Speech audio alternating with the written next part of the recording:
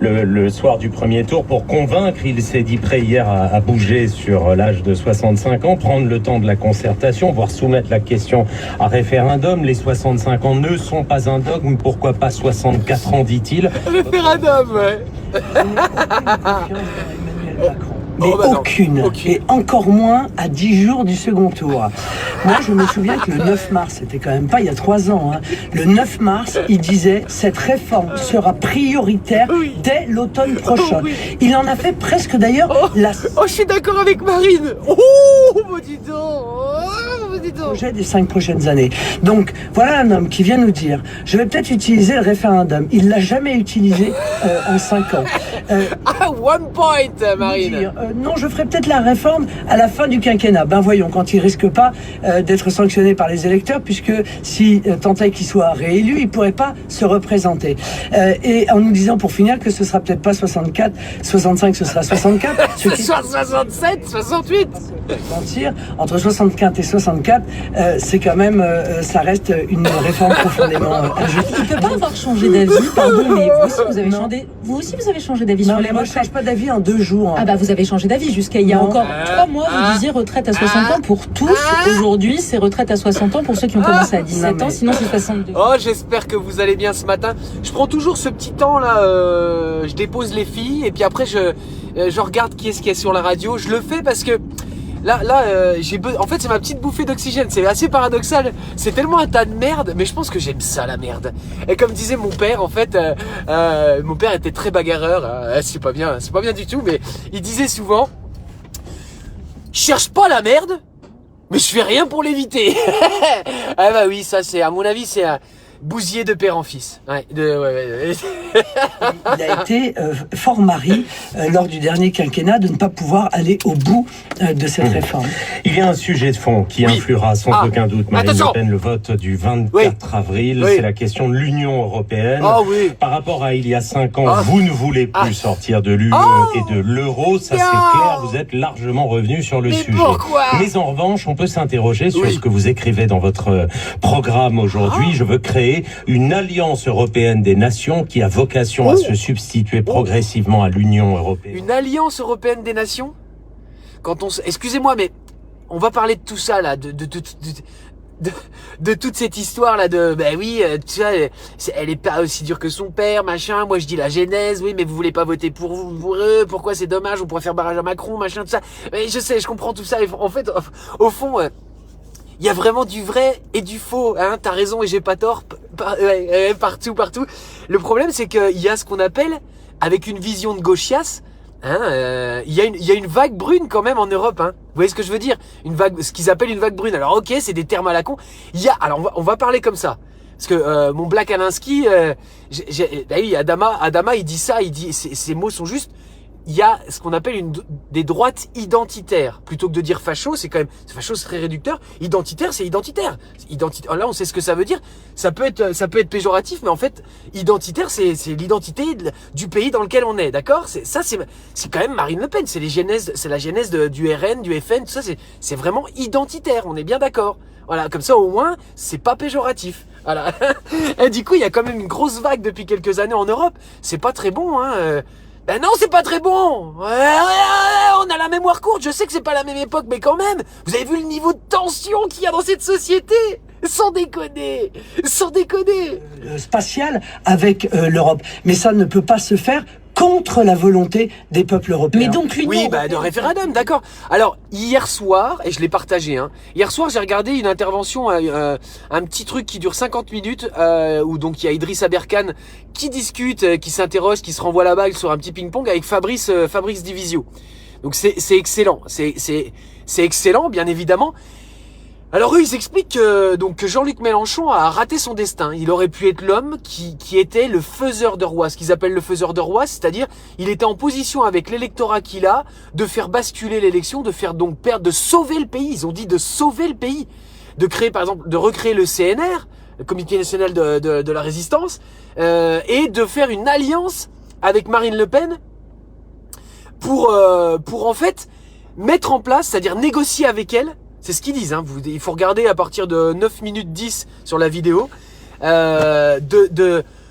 de faire un accord avec elle pour mettre en place la 6ème République, le référendum constituant et tout, et faire en sorte, il aurait dû négocier qu'elle soit présidente de la République, chasser Emmanuel Macron, chasser la haute finance et tout, c'est leur mot, hein, et qu'il a raté son destin. Alors, moi, je voudrais juste faire une petite remarque. Quand on a créé le MCP, c'est-à-dire c'est purement démocrate, hein, démocrate, c'est-à-dire on a parlé à tout le monde, on a invité, échangé sur les plateaux, sur ce qu'on faisait, nos interventions avec tout le monde.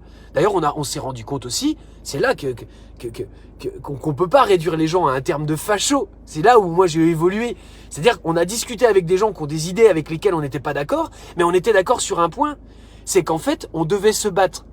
Il le dit, Idriss, on aurait dû se battre pour la même cause, une seule cause unique, c'est ça le seul truc qui pourrait rassembler. Eh ben nous, ce qu'on a trouvé, ce socle commun du MCP, c'est l'obtention d'un processus constituant populaire permanent. C'est cette histoire-là qui permet de modifier la Constitution pour en faire quelque chose de différent de ce qu'on a, casser la monarchie présidentielle, cette espèce de truc où en plus ils ont tout bousillé avec là directement il y a les élections législatives qui sont coordonnées avec la présidentielle, donc en fait à chaque fois maintenant eh ben il y a plus de séparation des pouvoirs, ils le disent encore, ils le réexpliquent hier soir dans la vidéo. Donc du coup c'est ça qu'ils ont dit. Bah moi je suis pas d'accord avec eux sur le principe, oui, mais ça c'est dans le monde des tout poutous. C'est dans le monde des bisounours, c'est impossible que ça se passe comme ça. Impossible. Quand je vois déjà les tombereaux d'insultes qu'on s'est pris de nous, vis-à-vis de mes anciens camarades et tout ça, parce qu'on discutait avec, on avait invité des Pierre-Yves Rougeron, qui ont des positions quand même très particulières sur des sujets et tout ça. Ou même on a invité des anciens cadres, des anciens responsables du FN et tout, où on est même allé voir Philippot et compagnie,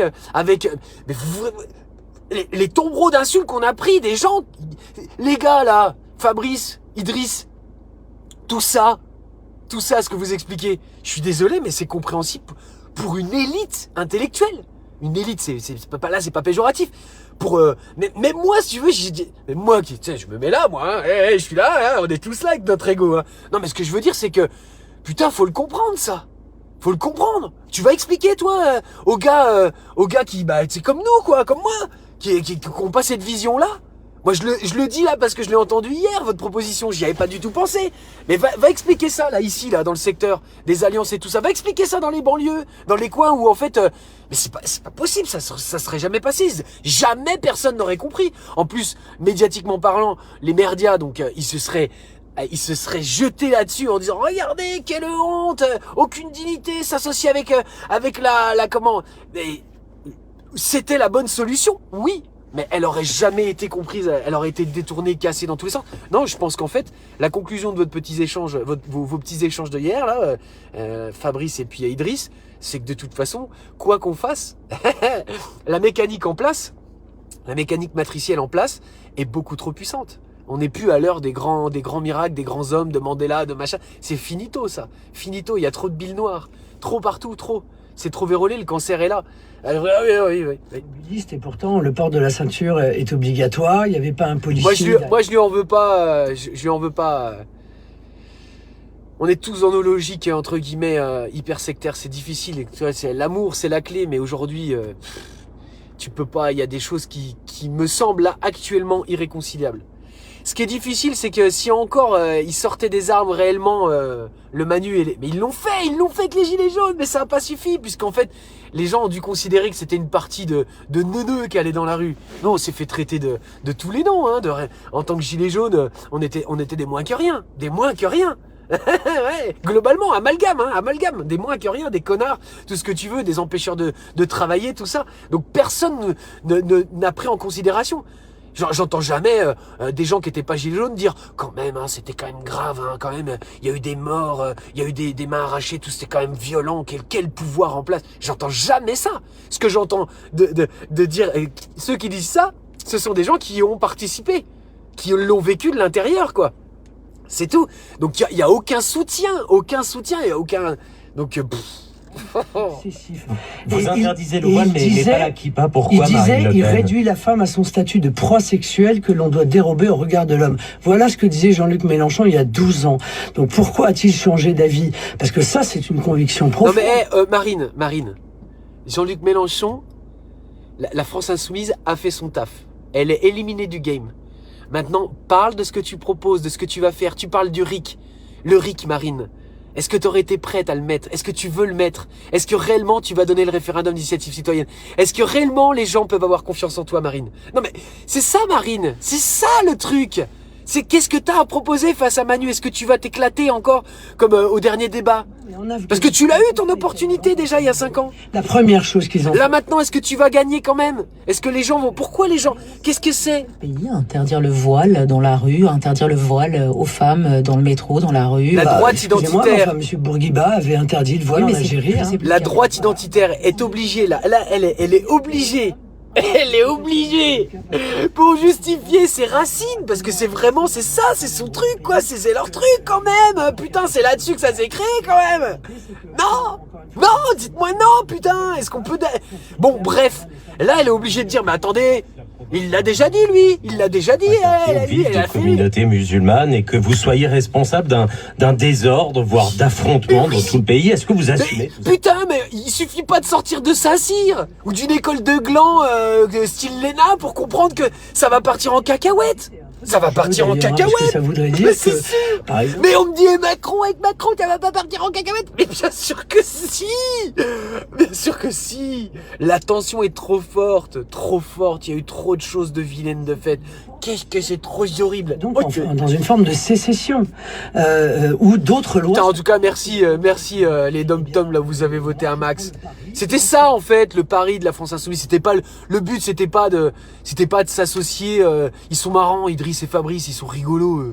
Ils sont rigolos. Eh ben oui, c'était une bonne idée, mais dans un monde complètement différent. Dans la Constitution, vous devrez interdire la kippa, vous devrez interdire la croix, vous devrez interdire les autres signes religieux. Que répondez-vous à ça? De par la Constitution, hein, c'est le point. Comment tu veux qu'elle s'en sorte? Parce que la réalité, c'est que il ne connaît pas mon projet. C'est pas la première fois que je m'en rends compte. Il ne l'a pas lu, il ne l'a pas étudié. Peut-être est-il rentré trop tard en campagne, mais il se trompe sur beaucoup de sujets sur mon projet. Ce qu'il ne comprend pas, c'est que cette interdiction du voile n'est pas fondé sur le concept de laïcité. Il est fondé sur la lutte contre les idéologies islamistes. Donc c'est une loi que j'ai rédigée, que chacun peut lire d'ailleurs, chacun peut s'en saisir, et qui consiste à dire, mais Marine, nous sommes confrontés là à une idéologie totalitaire qu'il faut absolument contraindre dans l'ensemble des espaces où elle s'exprime, dans le financement, dans les mosquées où elle est défendue. Ça peut pas, c'est pas. Oui, c'est ce qu'il fallait faire. Oui, c'est ce qu'on a essayé de faire. De dire, voilà, mais c'est pas par ce bout-là qu'il faut le prendre, encore une fois. C'est pas possible. C'est irréconciliable, là, tout de suite. C'est pas possible. C'est pas possible. Si encore on était d'accord pour dire, si on ne parlait que du RIC constituant, modifier la constitution, casser cette monarchie présidentielle, oui, ça aurait été génial, mais c'est pas du tout la priorité, la teneur des débats actuels. C'est parce que les candidats n'en parlent pas beaucoup, aussi parce que les merdiens toujours orientent vers autre chose. Vous ne manquez pas d'équipe suffisamment solide. Non, et puis surtout qu'on arrête de se prendre la tête entre militants, chacun fait ce qu'il veut, chacun fait ce qu'il veut.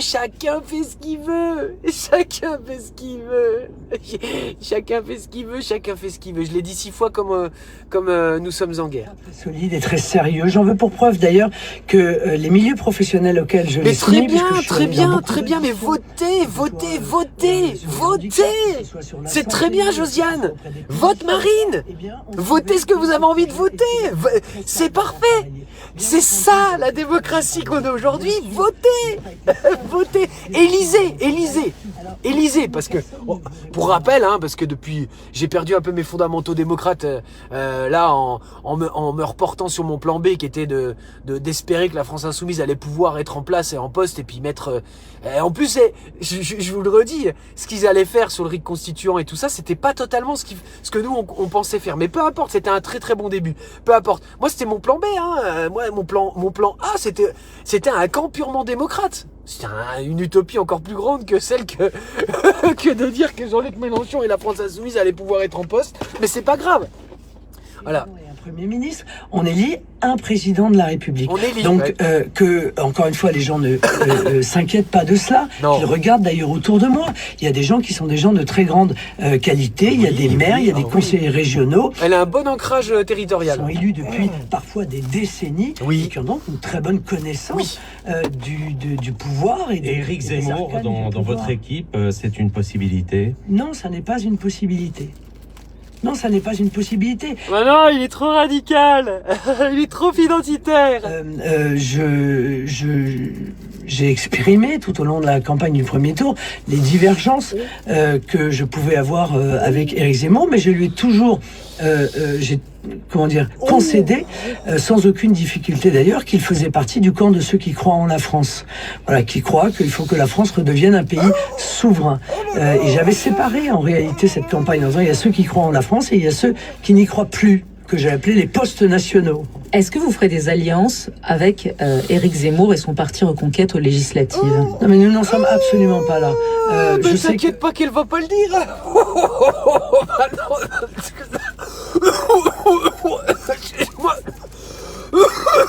Oh putain, je m'étouffe.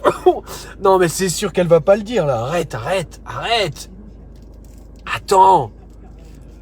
On n'arrête pas de me dire qu'elle est pas comme son père et tout ça. Donc là, elle a quand même fait un énorme travail.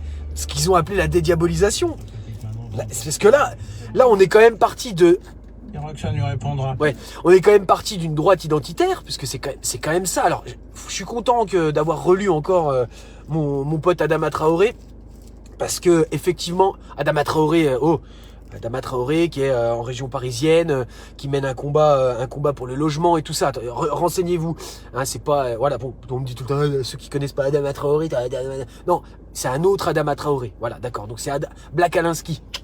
Donc j'ai relu ce qu'il a dit. C'est vrai que cette histoire de droite identitaire, c'est pas du flan quoi. Donc elle a réussi ce travail.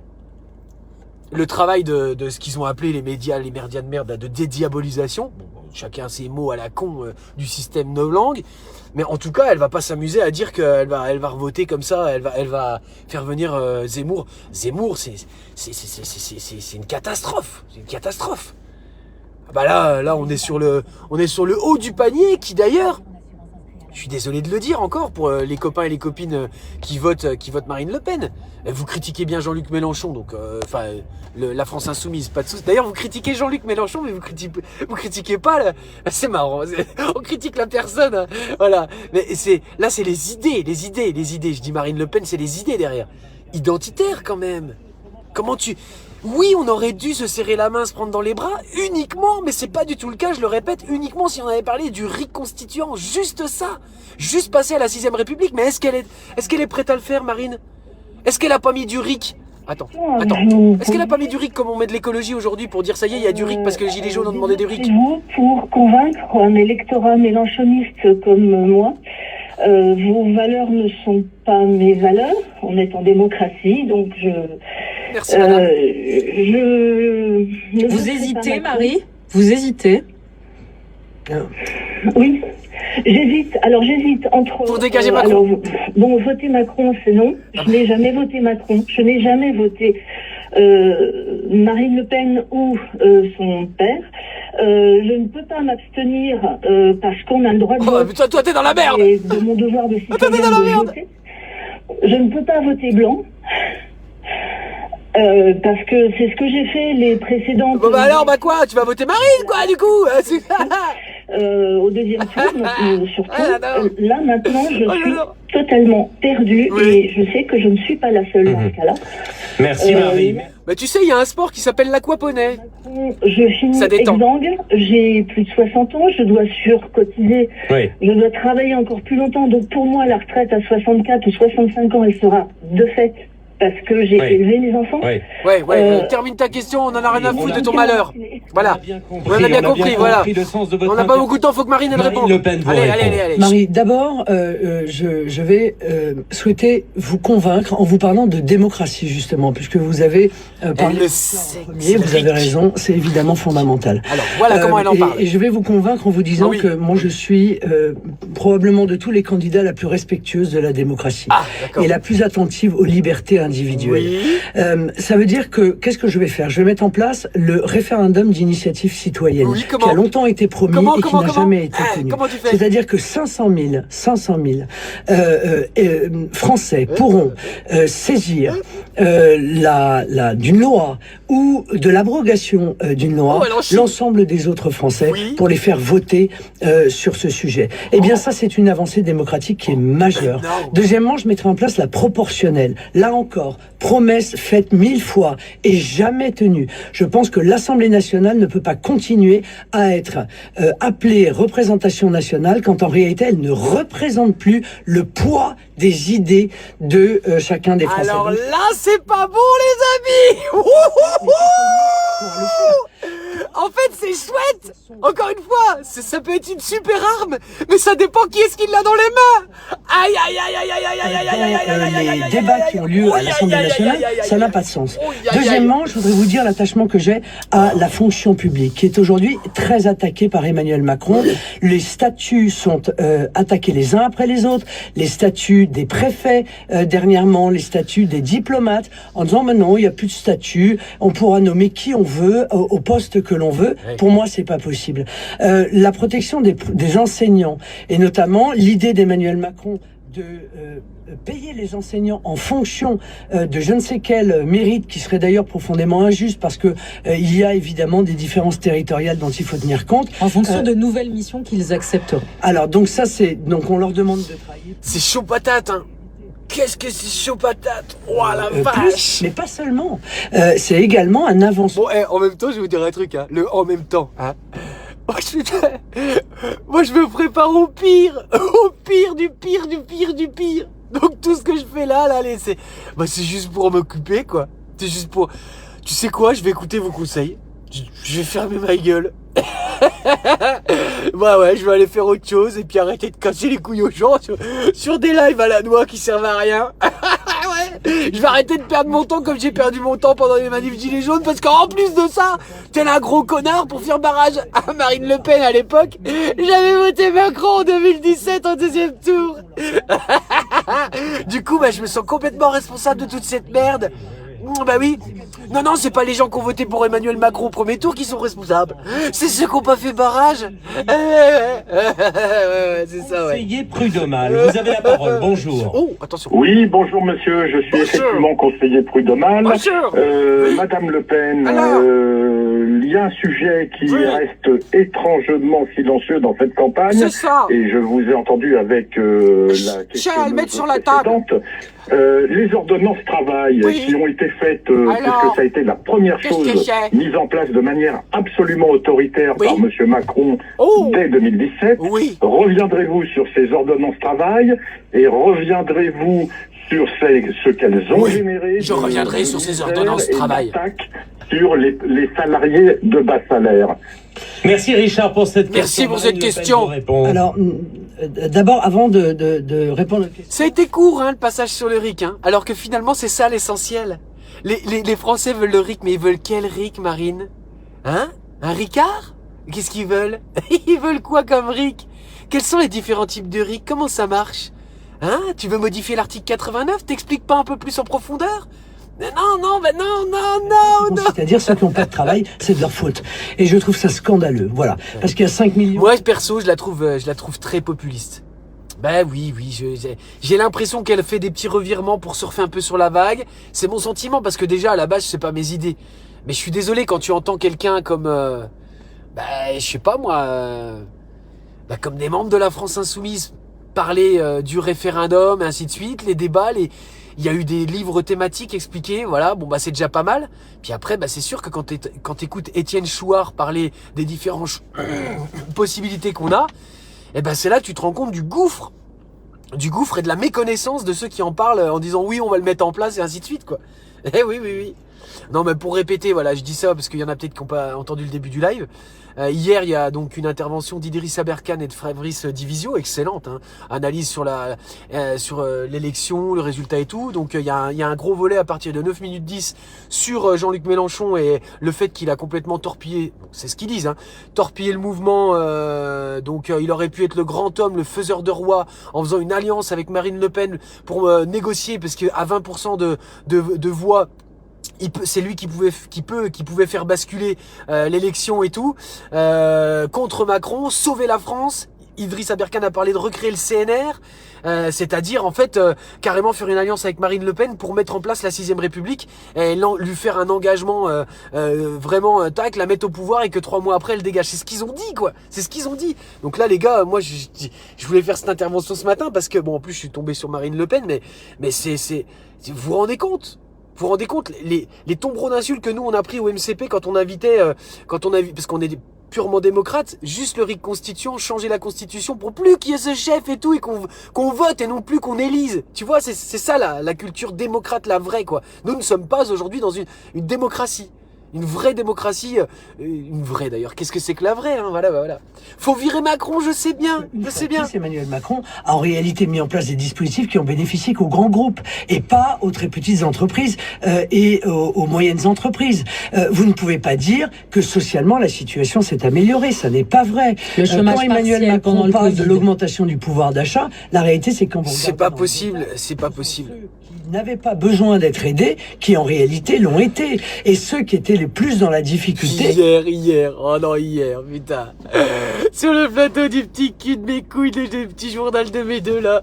Le truc de bobo, machin, bref, parisien de mesdames, bref. Il y avait les deux, là, de l'IFOP, et puis je sais pas de quel institut de sondage. Et puis, il lui dit comme ça, il lui pose la question à la dame, hein. Il lui dit, est-ce que vous pensez, pas que les sondages en fait influencent le vote des Français? Alors elle dit je ne pense pas qu'on puisse le nier. Et il fait quoi? C'est quoi? C'était... Oui, excusez-moi, c'est une réponse un peu alambiquée. Oui, je pense qu'on peut le dire. Ils ont chié, hein. Ils ont chié à le dire, hein. Mais bon, je ne crois pas quand même que on voit bien qu'il y a un noyau quand même chez Roussel. Les gens qui ont voté, c'est vraiment le noyau comme chez Jadot. Donc en fait, ces voix-là ne se seraient pas reportées. Sauf si c'était dégagé de la campagne, quoi. Je veux dire, hein. Voilà. Oui, mais est-ce que Ségolène Royal aurait demandé à appeler à voter Mélenchon si on n'avait pas fait les sondages et que du coup on n'aurait pas vu qu'Hidalgo elle était à 2%? Oui, bien sûr, oui. Merci les sondages d'exister. merci, franchement. Emmanuel Macron a fait 600. Que seraient nos vies? Comment choisirions notre chemin sans vous? Oh, nos guides, nos grands ayatollahs. Oh.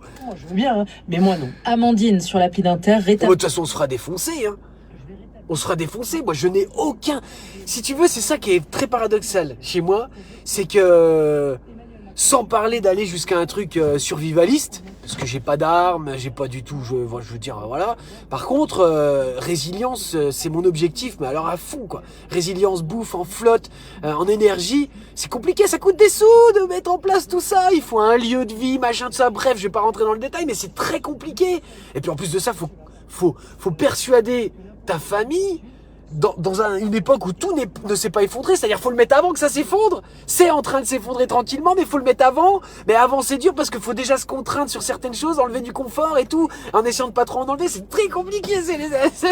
En même temps c'est tellement kiffant. Mais peu importe.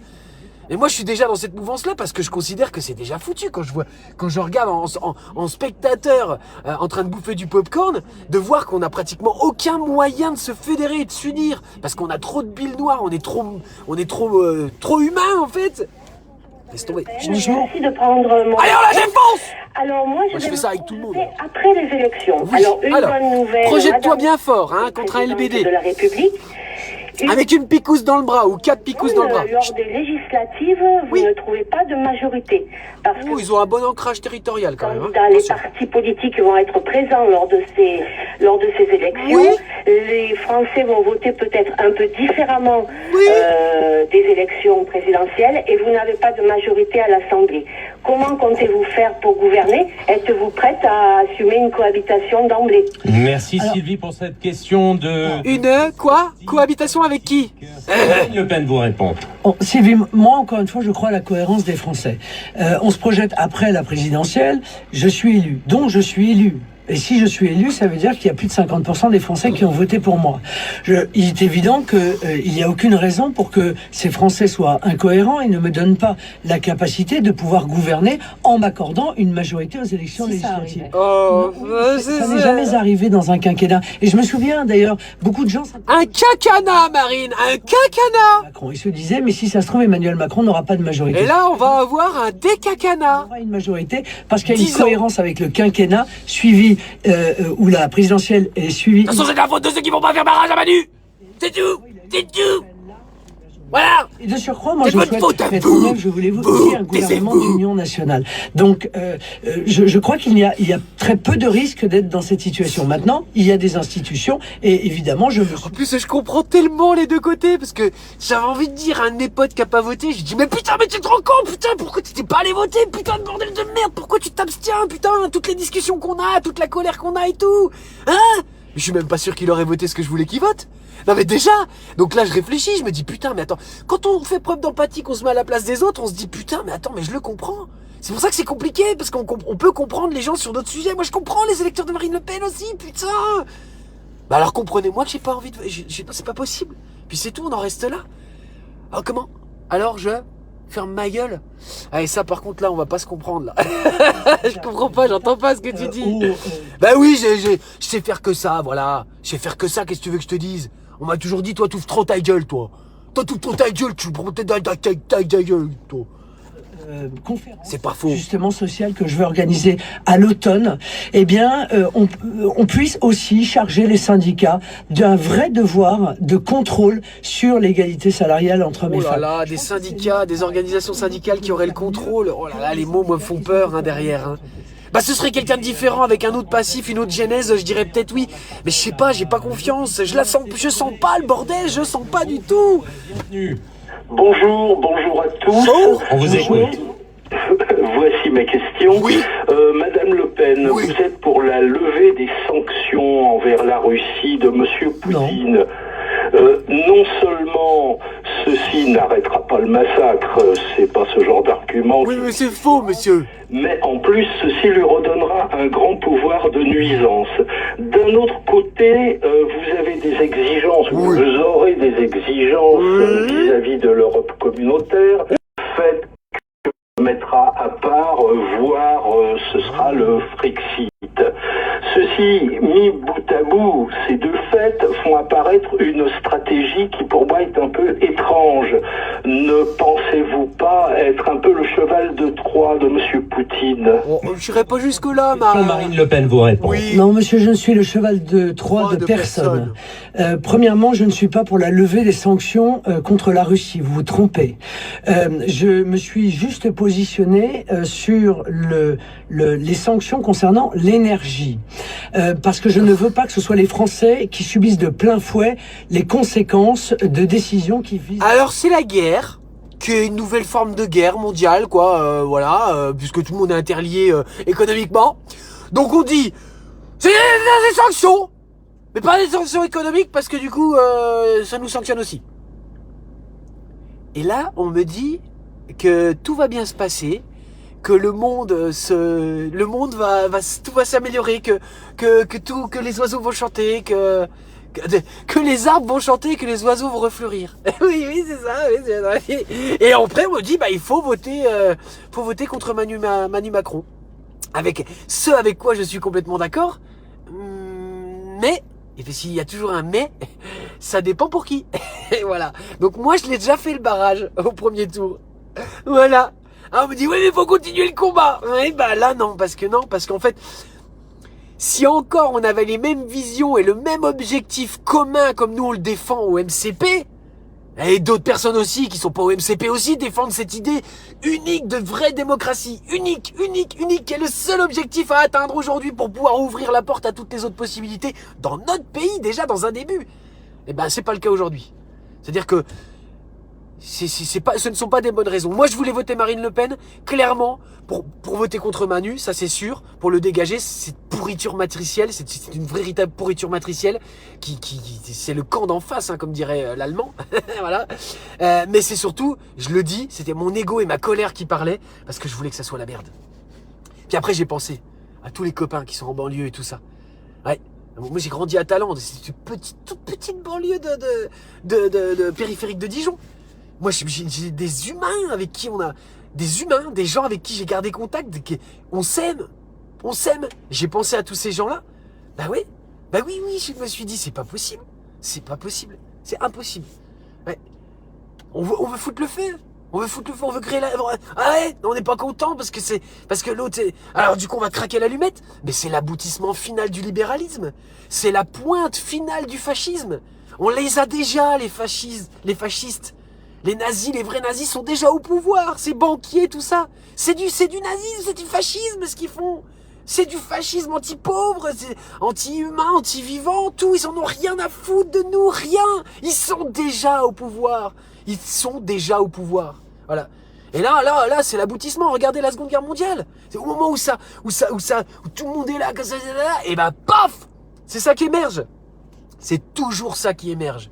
Le système capitaliste libéral, quand il est à bout de souffle, il craque l'allumette. Il se met à l'abri, le feu brûle, et ensuite derrière, tel le phénix, il revient, ça renaît descendre, et c'est lui qui a toute la mainmise et tout ça.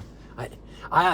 Bah voilà, c'est tout. Qu'est-ce que tu veux que je te dise ? Ces derniers jours, il avait écrit... Donc moi, je vais pas m'époumoner pour... Ce soir, voilà. Nicolas Zepeda à Besançon, jugé depuis 2 semaines pour l'assassinat de sa petite amie, crime qu'il nie hier. Bon allez, je vous fais des gros bisous, je vais finir la dalle. La dalle avance super bien, tu vois. Et c'est pour ça que je me dis, voilà, moi je me considère comme privilégié. Hein. Enfin, privilégié, j'ai pas de salaire, je gagne rien du tout là. Enfin bref. Heureusement que ma femme travaille. Voilà, mais moi je travaille à la maison, je suis en train de finaliser ça pour que justement on puisse faire ce petit pas de côté et parce que ça va se... Mais je me considère tellement comme privilégié, on est à la campagne, c'est vrai, on a à manger, on a un toit. Qu'est-ce qui va se passer si on craque l'allumette ? Vous vous rendez compte les conséquences ? Bien sûr que c'est pas personnellement moi qui suis responsable de tout ça, c'est pas personnellement toi, c'est collectivement qu'on est responsable. On expliquera à nos enfants ce qu'on a fait, ce qu'on n'a pas fait, ce qu'on a voulu, pourquoi on l'a fait et tout. Est-ce qu'on sera honnête ? Est-ce qu'on parle honnêtement à sa famille toujours ? Est-ce que tout le monde dit tout ce qu'il a à dire ? Au moins 90%. Ah bah voilà, encore un signe, ça se casse la gueule. Faut que je change de scotch. Allez, je vous fais des gros bisous. Bisous. Et regardez cette intervention, Idrissa Berkane et Fabrice Divisio. Je l'ai partagé sur ma page, mais vous la retrouvez sur YouTube. C'était d'hier. Voilà, c'était d'hier. Et je vous fais des gros bisous. Bisous.